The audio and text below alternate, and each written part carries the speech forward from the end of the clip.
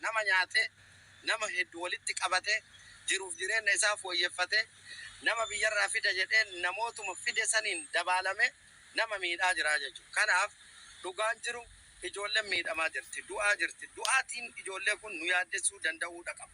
Wallahi dhugaa isinitti hima. Nu yaaddessuu danda'uudha qaba. Yeroodhaa yerootti gadi baanee ebaluu du'ee jira koottaa haa awwaallu. Ebaluu du'ee jira gara biyyaa galaa jira. Salaatul janaazaa dhayne irratti haa salaannu. Kanaa miti.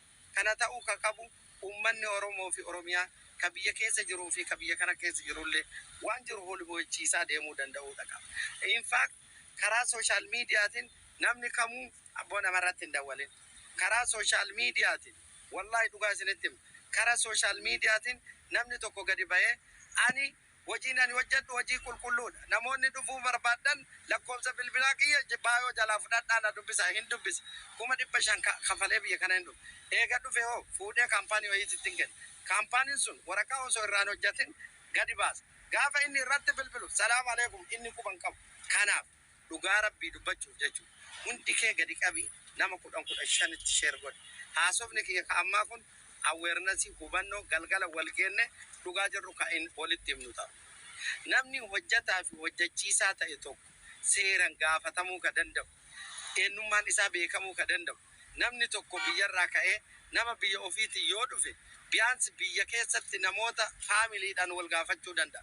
Haa ta'u malee nama social media irratti argiteef ebalu ansirraan dhufaa jira. Akkaawuntii kan kee erga akkaawuntii irratti hin galchine. Eega akkaawuntii irratti galchitee booda namni kun si fida yookiin sin fida. Okay? Namni 500 yeroo ammaa kana keessatti haala qaala'insa jireenyaa hin argita. Yeroo ammaa kana keessatti namni maallaqa 500 waan qabu gurguree kennee as dhufee rakkoo hamaa keessa gaafa galu ofirra murteessaa jechuudha. Akkaataa kanaan nama hedduu dhabneera. Dhugaa isinitti hima. Nama hedduu dhabneera. Kanaaf namoonni lubbuun darban kun sababa itti lubbuun isaanii darbe beekamuu danda'uudha qaba. Seenumaaf nagalchi hin jeenaa. Haasaa kiyya kana dhageeffadha. Karaa laayiviitii yeroo hundaa hinima namni tokko hin dhagahu. Dhageeffadha. Warroonni faayidaa dhuunfaa isaanii giddugala godhatan koomantiidhaan nama arrabsanii fakkeessaa jedhan. Garuu mee guyyoorraa namni du'aan jiru argaan jirtani janaazni biyya galaan jiru. Janaazni yeroo ammaa kana inumaa'uu biyya galaan jiru asi awwaalamaa jira. Meeqa kamtu hospitaala keessa jira. Ka eenyummaan isaan beekamu, ka waraqaan isaan qabne. Fakkeenyaaf namni du'u biyya kana keessatti eenyummaan isaa beekamuu danda'uudha qaba. Paaspoortii harkaa fudhatanii ID kan ittiin kennin ka du'anii hospitaala keessa jiran hin jiranii hedduun keessan quban qabdanii mee fakkeenyaaf Rashiidiyaa deema, Alqaasimiyaa deema, dhaqaati ilaala. Ka dubartii ka dhiiraa fakkeenyaaf hundi keessan quba qabdan jedheeti ama. Kanaaf warroonni as jala jirtan kun wanti goota yoo jiraate caarraa haasaa an haasa'u kana keessa ka biyyarraa dhufullee mallaqa isaa akka hin baafne of harkatti akka qaban. Biyya kana keessatti wallahi ijoolleen biyyarraa dhuftan jechuudha. Hojiin tokko jiru. Ijoolleen biyya kana keessa jiranuu rakkatanii jiran. Ammatti dhufuun hin barbaachisu. Even if ani riskii natti qabaa jira namni sun jedhee haasa'uu danda'a. Haasaa kiyya kana jibbuu dandeetta. Garuu gaafa qabatamaan argite thank you jechuu dandeetta. Ammatti an akka Nuuraddiinitti akka rakkoo du'aatii gaaga'ama hamaa argaa jirutti namni biyya keessaa dhuftu kamuu wallahi ammatti osoo dhaabdee irra kallattii furmaata. Siifis wallahi anaafis boqonnaa sammuuti. Namni tokko du'arraa baraarame jechuun obboleessi kiyya fakkeenya biyya kana keessatti yoo du'e hagamta akka qalbiin na cabu. Hagamta akka qalbiin warra kiyyaa cabu. Hin duuta reeffi kee biyya keessa galu asitti duutu. Asitti awwaalama. Kana beeka. Wallahi kana beekte taanaan dhaabbattee ilaala. 500 harkaa yoo qabaatu 500 saniin dalagatuu hin dandeettu, of jijjiiruu hin dandeettu. Fakkeenyaaf 500 of harkaa qabaattee waa wayii jijjiiruu ni dandeettu. 500 maal si hojjetaa siin jedha. Okay, as 500 baafte namni tokko si nyaata. Bakki ati itti mattee mallaqa kan kee deebifattu tokko hin jiru. Biyya keessa jirti. Mallaqa sirraa galfate ati biyyaa galchitee jirti. Namni ati mallaqa irra galchite sun hin beekamu. Fakkeenya karaa Beenishaangul Gumuzitti si galchisiisuu danda'a. jimma si galchisiisuu danda'a. Arsii ta'uu dandeetta, Wallo ta'uu dandeetta, Harargee ta'uu dandeetta. Eenyummaa waliituun beektanii jechuun mallaqa walii irra galchuun duratti. Kanaaf namni ati mallaqa irra galchitu tokko, namni biyyarraa si fidu tokko, eenyummaan isaa dursa beekamuu qaba. Namni tokko manaa bahee gurdhaqu bakka dhaqu san beekuu qaba. Yoo bakka dhaqu hin beekne rakkoo hamaa keessa seenaa jechuudha. Kanaaf biyyarraa kaatanii biyya kana dhufuun duratti gaafa achi dhaqe chaalenjiin na qunnamu maal? Namoonni biyya san keessa jiran maal keessa jiran? Ijoolleen karaa sooshaal miidiyaa kanaan dubbatanoo maal dubbataa jiran jettanii dhaabbattanii ilaaluu barbaachisummaa qabaa jechuudha. Kanaaf har'a galgal sa'aatii 8tti anis qophaa'ee isinii dhufe. Namoonni dhugumatti haqaan namaaf dhaabbatan karaa sooshaal miidiyaatiin nama fidan haa dhufanii rakkoon tokko hin jiru. Anatu fida itti gaafatamummaa ana fudhata. Namni an fide rakkoo takka keessa hin seenne namni jedhu koottoo osoo jennee waamicha goone nam tokko nuuf kana beekuu danda'uudha qabdanii jechuudha. So haga danda'amaa ta'een hin dhageenyerra dhageenyetu irra kallattii furmaataati. Osoo isinitti biyya kana keessa dhuftanii lubbuun keessan biyya kana keessatti hin bahin. Biyyi United Arab Emiraat viizitiidhaan fooqii ilaaltee daawwachuu yoo ka barbaaddu taate qabeenya gahaa qabaachuu danda'uudha qaba. Qabeenya qabdu saniin dhuftee daawwattee gara biyyatti galu. Karaa viiziitii yoo dhufte daawwiidhaaf dhufte. Ani hin beekuu jedhee si ofirraa difeensi gochuu danda'a. Kanaaf haga danda'amaa ta'e hundi kan kee ka dhageettu ka hin dhageenye dhageessisi. Wallahi iyya dabarsi. Karaa ajandaa garagaraatuun deemta. Kuni kallattii furmaataa kan keeti. Har'a galgala sa'a 8 walakka mana kiyyatti koottaa. Jiraattonni United Arab Emiraat keessa jirtan especially kaani quba qabu Saja, Sanaa'iyaa, Industrial Area naannawa kanarra warri jirtan warri dhukkubsatan bakkuma ciiftan sani viidiyoon as baya. Warri mootu rakkoo keessa jirtan kan naannawa baharaa bultan intarneeta kan qabne nama intarneeta qabu bira dhaqa. Dhugaa jirtu dubbadha. Dhugaa jirtu gaafa walitti himne jaalatee osoo hin taane kan fidullee balballi itti cufamaa jechuudha. Karra balbala cufu kaayyoon keen karoorri keen dhugaa jirtu itti himne balbala cufu dalaala itti himtee wanti kun ibiddaa ittiin deemin osoo jettu yoo ka itti deemu taate itti haalitu haa gubatu rakkoon qabu. Biyya kana dhuftee fooqii gubbaa kortee achi yoo gadi lafa dhoofte hin duuta osoo jedhan gubbaa koree yoo lafa dha'u taate rakkoon qabu jaalatee du'aaf deemee jechuudha. Kanaaf osoo dubban dhuftanii rakkoodhaaf hin saaxilamina. Dhugaa isinitti lakkii wanti amma dubbataa jirtan kun sirrii miti ka jettu lakkoofsa 2 barreessi osseeniiti dhugaa jirtu natti. In fact dhugaa jirtu jala sarareessitti himuu danda'a jechuudha. Kuni fakkeessaa miti ajandaa miti. Ani duuti biyya kana keessatti guyyoorraa namni du na yaaddeseera. Ani sindu ati sinduuta garuu duuti akkaataa kanaan guyyoorraa akka baalatti harca'u nama yaaddese. Kanaaf haga danda'amaa ta'e kabajamtoota jiraattota biyya kana keessa jirtan kan sabaan Oromoo taatan kan biyya keessa jirtan kan biyyaa dhufaa jirtan hundi kee dhaabbadhoof ilaala. Wallahi dhaabbadhoof ilaala.